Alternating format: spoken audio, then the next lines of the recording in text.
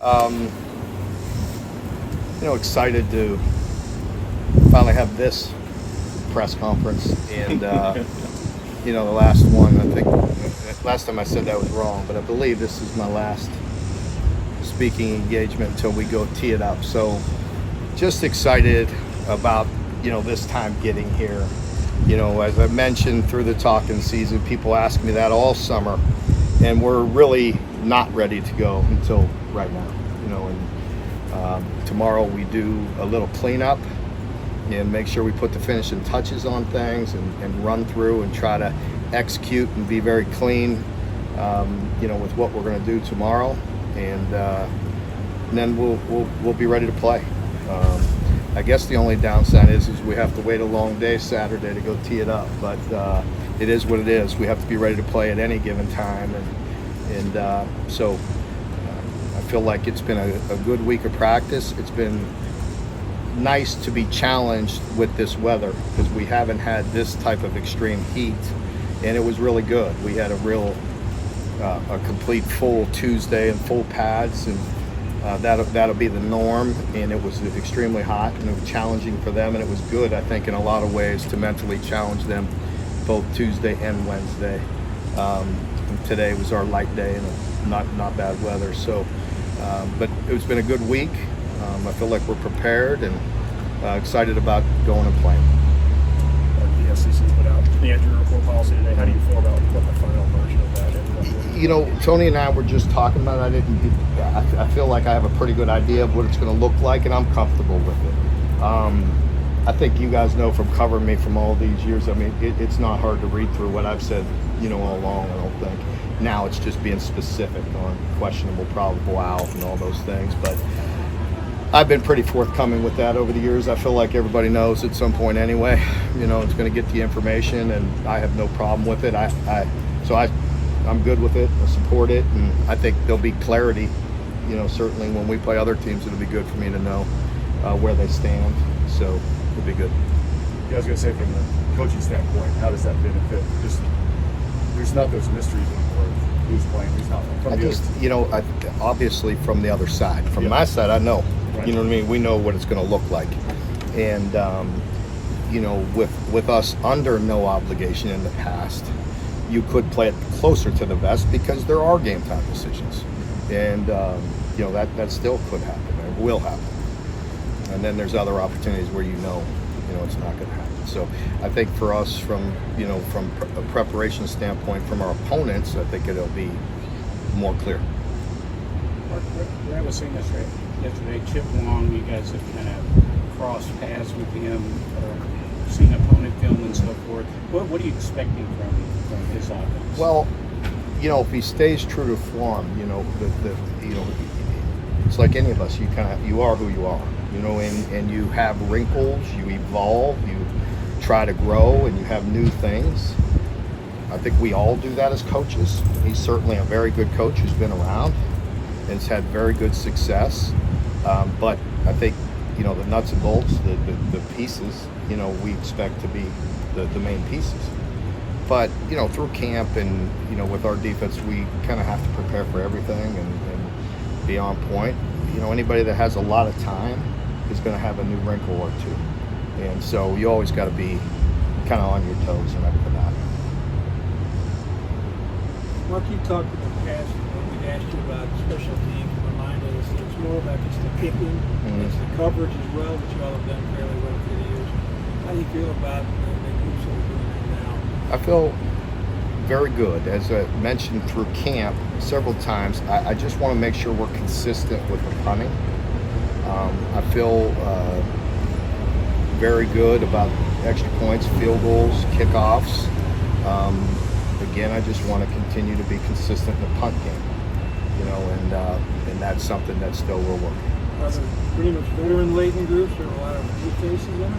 If you're talking about the coverage, I was talking about the kicking Right. aspect of it. The coverage units, we have a lot of good young athletes that we're trying to incorporate because they're good players and they need to help us, and it helps them grow. You put that responsibility on them, and they have to be accountable to their team, and they're good players that can run with some length. So you'll see some guys out there running around. Mark, speaking of the punting, it sounded like from Coach Bowler's comment that maybe Aiden has the longer leg, but Wilson's been more consistent. How do you balance those two things? Yeah, I think, it is something that we'll see. We'll see how it goes. Both guys will be ready. Yeah, we were doing backed up over here, and they even hit 175 yards. So it's like, that'd be a real dumb. You know what? If I, you know what I mean? If he could do that all the time, then he wasn't in there. I think he is he's getting better as he works through it and getting more consistent. He does have a big leg, but we can't hit short line drives in this league, or it'll be 7 points. So we just got to continue to be more consistent. Brock told us yesterday he might not sleep at all before the game. Can you get that sense of him, of how eager he is to get out? Yeah, it doesn't surprise me. I think, I hope he does, and he just needs to go out there and be him and play. We have a lot of confidence in him. We have a lot of good players around him. As I mentioned, we don't need anybody to go out there and be a superhero. We have good players, play within themselves and do your job. And if he does that, and that's what he has done in the past, even with limited reps, he's been very successful at that, and that's what we expect him to do. You mentioned in your opening statement about you wish the kickoff wasn't 7:45 at night. Is it tougher as a coach to kind of keep a team, especially for the first game of the season, focused for a full day?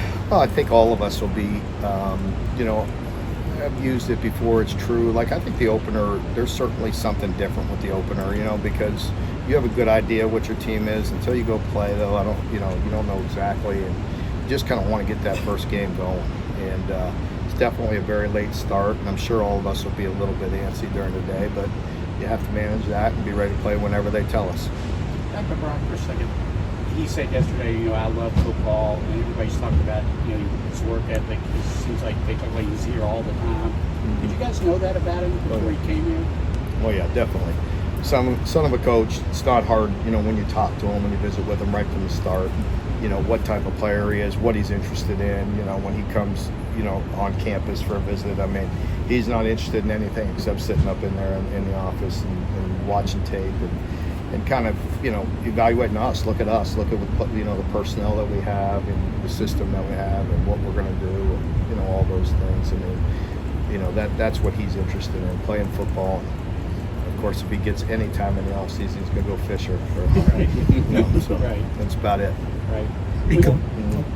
Mark, all the season tickets that have been sold, this place is going to be rocking for a lot of these games, especially the night ones. How do you get across to the players that people have spent very much hard-earned money to come and watch them play, and they need to give them maybe a good ROI, perhaps? Well, I think, we always, I think our players do a very good job of that. They have great appreciation for our fan base. They feel the love and the passion from our fan base. They know it's important. We work hard to represent this state the right way and do things the best we can. We feed off that energy. We need it. We appreciate it. And I've already touched on it starting Monday about understanding, like, controlling your emotions going into game one. And I don't need, 75 guys out there in that heat running around like maniacs 2 hours before the game, burning all their energy. We're going to be ready to be excited and ready to play. Then it's about execution. The emotion will go out the door after the first kick. Then it's about who operates, who executes, who makes plays, in critical moments. So that's what we're looking for. What about the emotion of all those blue lights in there for a night game, the new stuff? We'll see, man. I don't know. We went out there once and, we were in a scrimmage and it wasn't fully done. And so, I don't know. I'll tell you after the game. A day like this, Mark, do you take time to watch other games at all, or do you just stay focused? Yeah, Thursday nights are light night as coaches. We work a half day. It's a half day for us. We get home at 7 o'clock. That's a half day. So Thursday's our half night. They get to go home and everybody gets to enjoy and see their families, have dinner, and relax. And so, yeah, it's a good night. It's a good night to watch ball when there's a good game on. Yeah, relax a little Do you bit. get to watch any on Saturday? You got a night game? Yeah, during the day on Saturday we do as well. Yeah. Relax I've you explored out? with some other coaches and talked to Coach Wolf, and guys have been other places recently, and just seeing, if I'm missing something during the day. I don't know if there's a perfect recipe for how much or how little you do with guys, you know, with what time you play. When you play early, there's not many options, you know. When you play at night, you know, we kind of, I do ask around, you know, see if there's a better way to do things, you know. You ever see something in one of those games right before you play yours and say, oh, we need to? Oh yeah, and I talk to the players, you know, even on Monday, you know, with our football IQ, we talk about certain things and show plays that we don't want jumping up, biting us, you know, and you know, a lot of times if it is a big game, they've probably already seen it or seen it on TV or a highlight or certain things. And, you know, we use things to try to educate them and help learn, you know, because as I tell them, we're out here, we can't put them in every scenario that's going to happen. You know, at some point, your football IQ and playing ball has got to come in, you know, to consider. You just have to be able to function and play ball. And you have to understand every situation. You know, we work a lot of things in a lot of situations. We just did, you know, today on Thursday, a lot of specific, you know, things about getting down and how many seconds you could spike it and all those things, but you still have to go play. All right, folks, thank you very much. Thank you.